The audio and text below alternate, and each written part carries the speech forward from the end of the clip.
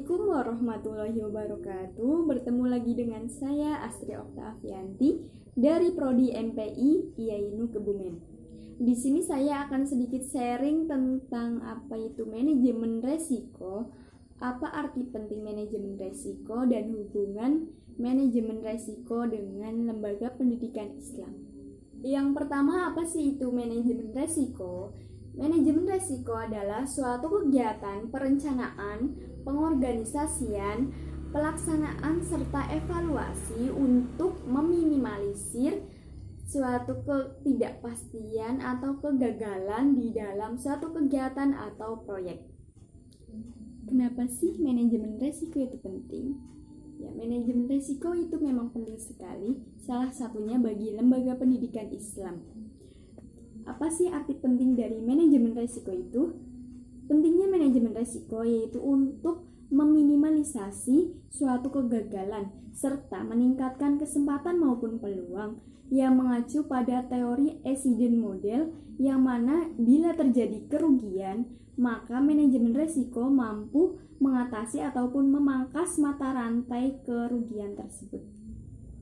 Untuk selanjutnya yaitu tentang hubungan antara manajemen resiko dengan lembaga pendidikan Islam. Perlu kita ketahui bahwa lembaga pendidikan Islam merupakan suatu tempat berlangsungnya proses pendidikan Islam yang mana dilakukan pembudayaan yang berawal dari lingkungan keluarga. Ya, hubungan antara manajemen resiko dengan lembaga pendidikan Islam itu sangat erat sekali. Perlu kita ketahui bahwa resiko itu dapat terjadi dimanapun dan kapanpun. Yang salah satunya bisa terjadi di lembaga pendidikan Islam. Namun perlu kita ketahui bahwa resiko itu dapat kita hindari dengan melakukan sesuatu. Resiko juga tidak dapat kita hindari karena bila tidak ada resiko maka aktivitas pun tidak akan terjadi.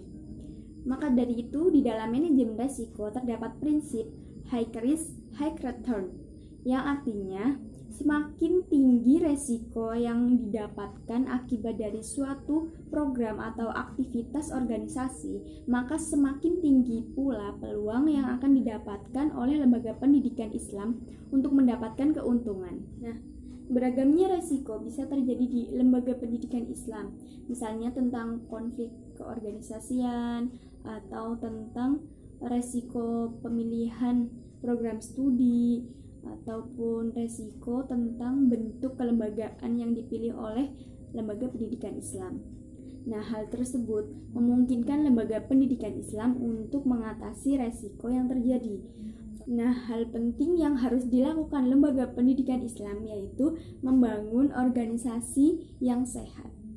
Nah, dari situlah lembaga pendidikan Islam mampu mengatasi resiko yang akan terjadi ataupun ketidakpastian yang terjadi dari suatu kegiatan.